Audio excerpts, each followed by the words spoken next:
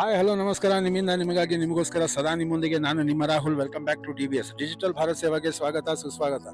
ಇಲ್ಲಿ ನಡೀತಾ ಇರೋಂಥದ್ದು ಏನು ಅಂತ ಅಂದ್ರೆ, ನಮ್ಮ KEB ಕಡೆಯಿಂದಾನೆ ಅವರೇ ಸ್ವತಃ ಬೆಸ್ಕಾಮ್ ಇಂದಾನೆ ಬಂದು ಅವರ ಒಂದು ಪ್ರತಿಯೊಬ್ಬರದು ಹೆಸರು, ಅವರ KEB ಬಿಲ್ಲು, ಪ್ಲಸ್ ಅವ್ರದ್ದು ration card and voter ID ಪ್ರತಿಯೊಂದನ್ನು ನಮೂದಿಸಿ ಆ ಒಂದು ಅಪ್ಲಿಕೇಶನ್ನ ಅವರೇ ಬರೆಯುವಂಥದ್ದು ಸ್ವತಃ.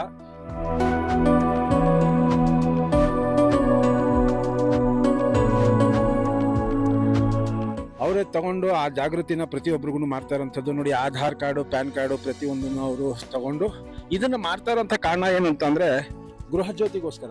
ಇದನ್ನ ಆನ್ಲೈನಲ್ಲಿ ಇನ್ನೂ ಬಿಡುಗಡೆ ಮಾಡಿಲ್ಲ.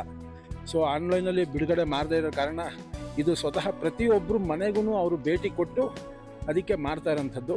ಸೊ ಪ್ರತಿಯೊಬ್ಬರಿಗೂ ಕೇಳ್ಕೊಳ್ಳೋದೊಂದೇ, ಆದಷ್ಟು ಬೇಗ ಬೇಕಾಗಿರುವಂಥ ದಾಖಲೆಗಳನ್ನ ಇದನ್ನು ಕೊಟ್ಬಿಟ್ಟು ನೀವು ಈ ಒಂದು ಅಪ್ಲಿಕೇಶನ್ಗಳನ್ನ ತುಂಬಿಸ್ಕೊಳ್ಳಿ. ಸ್ನೇಹಿತರೆ, ಡೈರೆಕ್ಟಾಗಿ ಪಾಯಿಂಟ್ಗೆ ಬಂದ್ಬಿಡ್ತೀನಿ ನಾನು. ಇದು PDF ನಿಮಗೆ ಬೇಕು ಅಂತ ಅಂದರೆ ದಯವಿಟ್ಟು ಕಾಮೆಂಟ್ ಸೆಕ್ಷನಲ್ಲಿ PDF ಅಂತ ಹಾಕಿ ಇದನ್ನು ಯಾವ ಥರ ತುಂಬಿಸೋದು ಅಂತ ನಾನು ನಮ್ಮ ಕನ್ನಡ ಭಾಷೆಯಲ್ಲಿ ಹೇಳ್ಕೊಡ್ತೀನಿ. ಆಂಗ್ಲ ಭಾಷೆಯಲ್ಲೂ ಇದೆ. ದಯವಿಟ್ಟು ಪ್ರತಿಯೊಬ್ಬರಿಗೂ ಕೇಳ್ಕೊಳ್ಳೋದು ಒಂದೇ, ಕರ್ನಾಟಕ ರಾಜ್ಯದಲ್ಲಿ ಇರುವಂಥ ಪ್ರತಿಯೊಬ್ಬರು ಅಣ್ಣ ತಮ್ಮದಿರು, ಅಕ್ಕ ತಂಗಿದಿರು, ಇದನ್ನು ತುಂಬಿಸಿದ ನಂತರನೇ ನಿಮಗೆ ಬೇಕಾಗಿರೋಂಥ ಗೃಹ ಜ್ಯೋತಿ ನಿಮಗೆ ಆ ಒಂದು ಅಪ್ಲಿಕೇಶನ್ ನಿಮಗೆ ಯೂಸ್ ಆಗುವಂಥದ್ದು. ಆನ್ಲೈನಲ್ಲಿ ಸದ್ಯಕ್ಕೆ ಆಗ್ತಾಯಿಲ್ಲ. ಸೊ ಇದು ಡೈರೆಕ್ಟಾಗಿ ನಮ್ಮ KEB ಅವರೇ ಆ ಒಂದು ಪರ್ಟಿಕ್ಯುಲರ್ ಜಾಗಕ್ಕೆ ಬಂದು ಆ ಒಂದು ಅಪ್ಲಿಕೇಶನ್ನ ತುಂಬಿಸಿದ ನಂತರ 2 OTP ಬರುತ್ತೆ. ಅದನ್ನು ನಾನು ನಿಮಗೆ ಹೇಳ್ತೀನಿ ಯಾವ ಥರ ಏನು ಎತ್ತ, ಅದನ್ನು ಯಾವ ಥರ ಕನ್ಫರ್ಮೇಷನ್ ಮಾಡ್ಕೋತಾರೆ. ನನಗೆ ಬಂದಿರೋವಂಥ OTPನೂ ನಾನು ನಿಮಗೆ ಸಹ ತೋರಿಸ್ತೀನಿ. OTP ಅಂದರೆ ಇನ್ ದ ಸೆನ್ಸ್ ಯಾವ ಥರ ನನಗೆ ಅಪ್ಲಿಕೇಶನ್ ಹಾಕಿದ ನಂತರ ಅದು ಯಾವ ಥರ ಬಂತು, ಅಪ್ರೂವಲ್ ಆದ ನಂತರ ನಮಗೆ ಬಂದಿರೋಂಥ ನೋಟಿಫಿಕೇಷನ್ ಏನು, ಅದನ್ನು ಕ್ಲೀನಾಗಿ ತೋರಿಸ್ತೀನಿ. This is the main thing. ನೋಡಿ, ಗೃಹ ಜ್ಯೋತಿ ಬೆನಿಫಿಷರಿ ವೆರಿಫಿಕೇಷನ್ ಫಾರ್ಮ್, ಇದನ್ನು ಸ್ವಲ್ಪ ದೂರ ಮಾಡಿಕೊಂಡು ನಾನು ನಿಮಗೆ ತೋರಿಸ್ತೀನಿ. ಗೃಹ ಜ್ಯೋತಿ ಬೆನಿಫಿಷರಿ ವೆರಿಫಿಕೇಷನ್ ಫಾರ್ಮಲ್ಲಿ ಫಸ್ಟ್ ನೀವು ತುಂಬಿಸ್ಬೇಕಾಗಿರೋಂಥದ್ದು ನೇಮ್ ಆಫ್ ದ ಬೆಸ್ಕಾಮ್.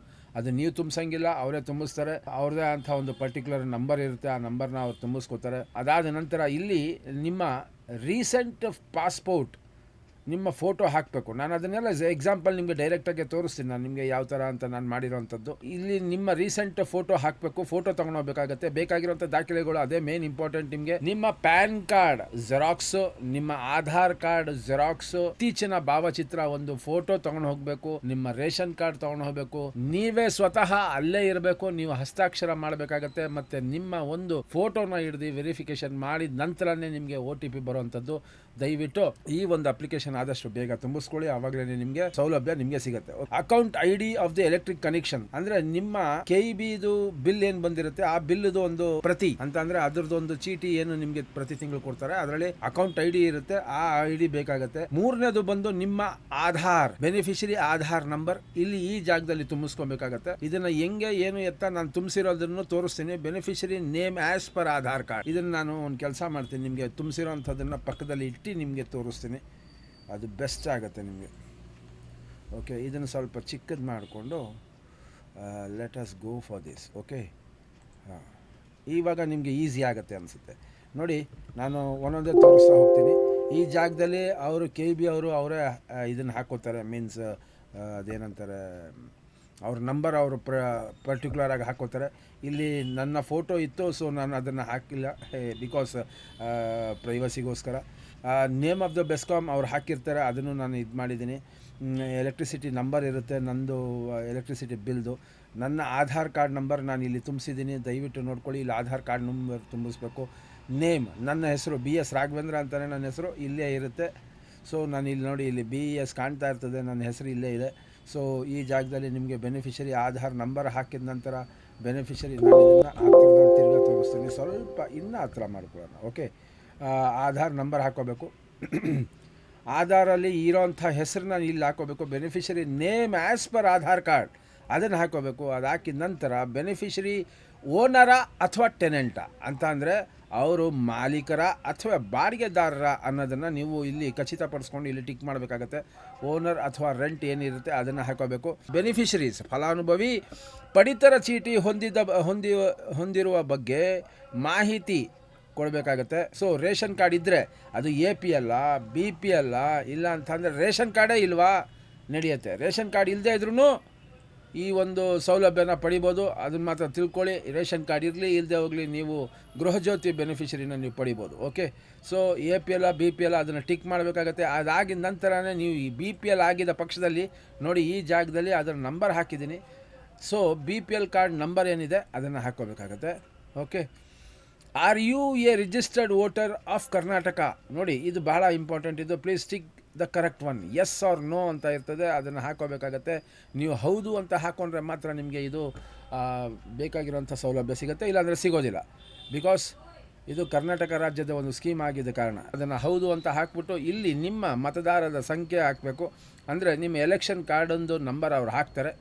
ಹಾಕಿದ ನಂತರ ಬೆನಿಫಿಷರಿ ಕ್ಯಾಟಗರಿ ಯಾವ್ದು ಬರುತ್ತೆ, OBC ಬರುತ್ತಾ, SC ST ಬರುತ್ತಾ, ಆ ಥರ ಬರುತ್ತೆ. ಸೊ ಅದನ್ನು ಟಿಕ್ ಮಾಡಬೇಕು. ನಮ್ಮದು ಇತರರೇ ಅಂತ ಹಾಕಿದ್ದಾರೆ, ನಮ್ಮದು OBC ಲೆಕ್ಕ. ಅವರು ಟಿಕ್ ಮಾಡಿರುವಾಗ ತಪ್ಪು ಟಿಕ್ ಮಾಡಿದ್ರು ಇರಲಿ, ಅದೇನು ತೊಂದರೆ ಇಲ್ಲ. Cash does not rely on this thing. ಇದೇನು ಟೆನ್ಷನ್ ತೊಗೊಳಕ್ಕೆ ಹೋಗಬೇಡಿ. ಅದಾದ ನಂತರ are you a income tax payer? ಇದು ಭಾಳ ಇಂಪಾರ್ಟೆಂಟು. ಇನ್ಕಮ್ ಟ್ಯಾಕ್ಸ್ ಪೇಯರ್ ಆಗಿರಲಿ ಆಗದೆ ಹೋಗಲಿ, ಆದ್ರೂ ಇದು ಗೃಹಜ್ಯೋತಿ ಬೆನಿಫಿಷರಿ ವೆರಿಫಿಕೇಷನ್ ಫಾರಮಲ್ಲಿ ಅದನ್ನು ಹಾಕಿದ್ರೆ ಏನು ತೊಂದರೆ ಆಗೋದಿಲ್ಲ. ಎಸ್ ಆರ್ ನೋ ಅಂತ ಇರುತ್ತೆ, ನೋ ಅಂತ ಹಾಕಿ ಅದಾದ ನಂತರ ನೀವು ನಿಮ್ಮ ಪ್ಯಾನ್ ಕಾರ್ಡ್ ನಂಬರ್ನ ಹಾಕಬೇಕಾಗತ್ತೆ. ಅದು ಗ್ಯಾಪ್ನ ಇರಲಿ, ನಿಮ್ಮ ಪ್ಯಾನ್ ಕಾರ್ಡ್ ನಂಬರ್ನ ಹಾಕಬೇಕಾಗತ್ತೆ. ಇಲ್ಲಿ ನಂದೈತೆ ಸಿಗ್ನೇಚರ್ ಆಫ್ ದಿ ಸರ್ವೇಯರ್, ಯಾರು ಸರ್ವೆ ಮಾಡ್ತಾ ಇರ್ತಾರೆ ಅವ್ರದ್ದು ಒಂದು ಸಿಗ್ನೇಚರ್ ಹಾಕ್ತಾರೆ. ಇಲ್ಲಿ ಫಲಾನುಭವಿಗಳ ಸಿಗ್ನೇಚರ್, ಇದು ನನ್ನ ಸಿಗ್ನೇಚರ್ ಈ ಜಾಗದಲ್ಲಿ ಹಾಕ್ತಾರೆ. ಹಾಕಿದ ನಂತರ ನಿಮಗೆ 2 ಇಂಪಾರ್ಟೆಂಟ್ OTP ಬರುತ್ತೆ. ಓಕೆ, ಆ OTP ನೀವು ಕೊಟ್ಟಿದ ನಂತರನೇ ನಿಮ್ಮ ಅಪ್ಲಿಕೇಶನ್ನು ಅಪ್ರೂವಲ್ ಆಗುವಂಥದ್ದು. ಸೊ ದಯವಿಟ್ಟು ಯಾರೂ ಮಿಸ್ ಮಾಡ್ದೇ, ನಮ್ಮ ಕರ್ನಾಟಕ ರಾಜ್ಯದಲ್ಲಿ ಪ್ರತಿಯೊಬ್ಬರಿಗೂ ಕೇಳ್ಕೊಳ್ಳೋದು ಒಂದೇ, ಯಾರು ಮಿಸ್ ಮಾಡೋಕ್ಕೆ ಹೋಗಬೇಡಿ. ಇದಾದಷ್ಟು ನಿಮ್ಮ ಫ್ರೆಂಡ್ಸ್ ಆ್ಯಂಡ್ ಫ್ಯಾಮ್ಲಿಗೆ ಶೇರ್ ಮಾಡಿ. ಎಷ್ಟು ಶೇರ್ ಮಾಡ್ತೀರಾ ಅಷ್ಟೂ ಅವ್ರಿಗೆ ಯೂಸ್ ಆಗುತ್ತೆ. ಯಾರಿಗಾದರೂ, ಯಾಕಂದರೆ ಪಾಪ ಅವ್ರು ಬಂದಿರೋಂಥ ಸರ್ವೆ ಅವರು ಭಾಳ ಜನ ಜಾಸ್ತಿ ನಿಮಗೆ ವೆರಿಫಿಕೇಷನ್ ಫಾರಮ್ ತಂದಿರಲ್ಲ. ಸೊ ಇನ್ ಕೇಸ್ ನೀವು ಅವ್ರಿಗೂ ಹೆಲ್ಪ್ ಮಾಡಬೇಕು ಅಂತ ಅಂದರೆ ನನಗೆ ಇಲ್ಲಿ ಕಾಮೆಂಟ್ ಸೆಕ್ಷನಲ್ಲಿ PDF ಅಂತ ಹಾಕಿ, ಇಲ್ಲಾಂತಂದರೆ ಗೃಹಜ್ಯೋತಿ ಅಂತ ಹಾಕಿ, ನಾನು PDFನ ಡೈರೆಕ್ಟಾಗಿ ಕಳಿಸ್ತೀನಿ ನಿಮ್ಮ ಇದಕ್ಕೆ. ಬಟ್ ನೀವು ನನಗೆ ಮೇಲ್ ID-ಗೆ ಹಲೋ ನಮಸ್ತೆ ಅಂತ ಹಾಕಿ ದಯವಿಟ್ಟು ಸಬ್ಸ್ಕ್ರೈಬ್ ಮಾಡಿರೋದನ್ನ ಒಂದೇ ಒಂದು ಸ್ಕ್ರೀನ್ಶಾಟ್ ಹಾಕಿ ನಾನು ನಿಮಗೆ ಈ PDF-ನ ಕಳಿಸ್ತೀನಿ. ನೀವು ಪ್ರಿಂಟ್ ತಕ್ಕೊಂಡು ಇನ್ನು ಬೇರೆಯವ್ರಿಗೂ ಇತರರಿಗೂ ನೀವು ಸಹಾಯ ಮಾಡ್ಬೋದು. ಸೊ ದಯವಿಟ್ಟು ಮಿಸ್ ಮಾಡೋಕ್ಕೆ ಹೋಗಬೇಡಿ. ಪ್ರತಿಯೊಬ್ಬರಿಗೂ ಕೇಳ್ಕೊಳ್ಳೋದು ಒಂದೇ, ಎಲ್ಲ ಸ್ನೇಹಿತರಿಗೂ ಮತ್ತು ಎಲ್ಲ ಫ್ಯಾಮ್ಲಿ ಅವ್ರಿಗೆ ಇದನ್ನು ಫಾರ್ವರ್ಡ್ ಮಾಡಿ. ಈ PDF ಬೇಕಿದ್ದ ಪಕ್ಷದಲ್ಲಿ ನಾನು ಮೇಲ್ ID ಹಾಕಿರ್ತೀನಿ ಡಿಸ್ಕ್ರಿಪ್ಷನಲ್ಲಿ. ಆ ಮೇಲ್ ID-ಗೆ ನಮಸ್ತೆ ಅಂತ ಹಾಕ್ಬಿಟ್ಟು ಗೃಹಜ್ಯೋತಿ ಅಂತ ಹಾಕಿ, ಇಲ್ಲಿ ಮೇಲ್ಗಡೆ ಗೃಹಜ್ಯೋತಿ ಅಂತ ಇದೆ, ಅದನ್ನು ಬರೆದು ಹಾಕಿ ಸಾಕು. ನಾನು ನಿಮಗೆ PDF ಡೈರೆಕ್ಟಾಗಿ ನಿಮ್ಮ ಮೇಲ್ ID-ಗೆ ಕಳಿಸ್ತೀನಿ. ನನ್ನ ಮೇಲ್ ID ಬಂದು hello Rahul official HELLORAHULOFFICIAL@gmail.com. Just ನಮಸ್ತೆ ಗೃಹಜ್ಯೋತಿ ಅಂತ ಹಾಕಿ ನಾನು ಈ PDF-ನ ನಿಮಗೆ ಕಳಿಸ್ತೀನಿ. ಅವ್ರು ಬಂದಿರೋಂಥ ಸರ್ವೇಯರ್ಗೆ ನೀವು ಪ್ರತ್ಯಕ್ಷವಾಗಲೋ ಪರೋಕ್ಷವಾಗಲೋ ನೀವು ಹೆಲ್ಪ್ ಮಾಡ್ದಂಗೆ ಆಗುತ್ತೆ. ಸೊ ದಯವಿಟ್ಟು ಈ ಒಂದು ಅಪ್ಲಿಕೇಶನ್ನ ಹಾಕೋದಕ್ಕೆ ಪ್ರತಿಯೊಬ್ಬರನ್ನು ಸಹಕರಿಸಿ. ಅವ್ರು ಬಂದಾಗ ಅವ್ರು ಬೇಕಾಗಿರೋಂಥ ಮಾಹಿತಿಗಳನ್ನ ಕೊಡಿ. ಎಂಡಿಂಗಲ್ಲಿ ಏನಾಗುತ್ತೆ ಏನು ಬರುತ್ತೆ ಅದನ್ನು ನಾನು ನಿಮಗೆ ಹೇಳೋದು ಮರ್ತೋದೆ. ಅದನ್ನು ಮೇನ್ ಇಂಪಾರ್ಟೆಂಟ್ ನಾನು ನಿಮ್ಗೆ ಹೇಳ್ತೀನಿ. ನೋಡಿ, ಇಲ್ಲಿ ನನಗೆ 2 ಮೆಸೇಜ್ ಬರುತ್ತೆ. ಒಂದು ಅದರದ್ದು ಅಪ್ಲಿಕೇಶನ್ ಫಾರಮ್ ಆಗಿರೋಂಥದ್ದು ಪ್ರಾಸೆಸ್ ನೋಡಿ, ಯುವರ್ ಅಪ್ಲಿಕೇಶನ್ OTP ಬರುತ್ತೆ. OTP EDCS ಅಂತ ಬರುತ್ತೆ. ಇದು ಬಿಡಿ, ಇದು ಹಳೇದು, ಇದು ಯಾವುದೋ ಬೇರೆ ಒಂದು OTP ಬರುತ್ತೆ. OTP ಬಂದಿದ ನಂತರ ಇನ್ನೊಂದು ನಿಮಗೆ ಇದು ಬರುತ್ತೆ. ಈ OTP ಈಗ ಆಗೋಗಿದೆ ಬಿಡಿ, ಇದನ್ನು ಯಾರನ್ನು ತೊಗೊಂಡ್ರೆ ಏನೂ ಪ್ರಯೋಜನ ಆಗೋಲ್ಲ, ಆಯಿತಾ. ನೆನ್ನೆ ನಾನು ಹಾಕೋದಾಯಿತು. ಅದಾದ ನಂತರ ನಿಮಗೆ ಒಂದು ವೆರಿಫಿಕೇಷನ್ ಬರುತ್ತೆ. ಆ ವೆರಿಫಿಕೇಷನಲ್ಲಿ ನಿಮಗೆ ಕೆಳಗಡೆ ನೋಡಿ, ಇಲ್ಲಿ dear beneficiary, your Gruhajyothi verification has been completed successfully. Your application number ಅಂತ ಬರುತ್ತೆ, ಇಲ್ಲಿ ಕೆಳಗಡೆ ಇದೆ, ಅದು ನಾನು ತೋರಿಸ್ತಾ ಇಲ್ಲ ಅಷ್ಟೇ. ಸೊ ನಿಮ್ಮ ಅಪ್ಲಿಕೇಶನ್ ನಂಬರ್ ಬರುತ್ತೆ. ಓಕೆ, ಡಿಯರ್ ಬೆನಿಫಿಷರಿ ಅಂತ ಅಂದರೆ ಫಲಾನುಭವಿಗಳೇ, ನಿಮ್ಮ ಒಂದು ಅಪ್ಲಿಕೇಶನ್ ಇದನ್ನು ದೊಡ್ಡದಾಗೆ ತೋರಿಸ್ತೀನಿ. Dear beneficiary, your Gruhajyothi verification has been completed successfully. Your application number ಅಂತ ಇಲ್ಲಿ ಬರುತ್ತೆ, ಕೆಳಗಡೆ ಇದೆ ನಂಬರ್ ಬರುತ್ತೆ, ಅದು ಆ ನಂಬರ್ ಇಟ್ಕೊಳ್ಳಿ. ಓಕೆ, ಆ ಅಪ್ಲಿಕೇಶನ್ ವೆರಿಫಿಕೇಷನ್ ಆಗಿದ ನಂತರ ನೀವು ಅದಕ್ಕೆ ಅರ್ಹರಾಗಿರ್ತೀರಿ. ಇಷ್ಟು ಹೇಳ್ತಾ ನಾನು ಈ ಸಂಚಿಕೆಯನ್ನು ಮುಗಿಸ್ತೀನಿ. ದಯವಿಟ್ಟು ಮಿಸ್ ಮಾಡೋಕ್ಕೆ ಹೋಗಬೇಡಿ. ಹೊಸಬ್ರು ಬಂದಿದ್ದ ಪಕ್ಷದಲ್ಲಿ ಸಬ್ಸ್ಕ್ರೈಬ್ ಮಾಡ್ಕೊಳ್ಳಿ, ಹಳಬ್ರು ಬಂದಿದ್ದ ಪಕ್ಷದಲ್ಲಿ ಶೇರ್ ಮತ್ತು ಲೈಕ್ ಮಾಡ್ಕೊಳ್ಳಿ. ಮತ್ತು ಮಗದೊಮ್ಮೆ ನಿಮಗೆ ಹೇಳ್ತಾ ಇದ್ದೀನಿ, ಬೇಕು ಅಂತ ಅಂದರೆ ದಯವಿಟ್ಟು PDF ಜಸ್ಟ್ ನನ್ನ ಮೇಲ್ ಐ ಡಿಗೆ ನಮಸ್ತೆ ಗೃಹಜ್ಯೋತಿ ಅಂತ ಹಾಕಿ ಸಾಕು, ನಾನು ಅದು ಪಿ ಡಿ ಎಫ್ನ ಕಳಿಸ್ತೀನಿ, ಬೇರೆಯವ್ರಿಗೂ ಹೆಲ್ಪ್ ಆಗುತ್ತೆ. ಬಂದಿರೋಂಥ ಸರ್ವೇಯರ್ಗೂ ನೀವು ಹೆಲ್ಪ್ ಮಾಡ್ದಂಗೆ ಆಗುತ್ತೆ, ಯಾಕಂದರೆ ಜಾಸ್ತಿ ಅವರು ಇದನ್ನು ಜೆರಾಕ್ಸ್ ತಂದಿರಲ್ಲ. ಸೊ ನೀವೂ ಸಹ ಅವ್ರ ಜೊತೆ ಕೈಗೂಡಿಸಿ ಇದೊಂದು ಅಪ್ಲಿಕೇಶನ್ಗೆ ಹೆಲ್ಪ್ ಮಾಡ್ದಂಗೆ ಆಗುತ್ತೆ.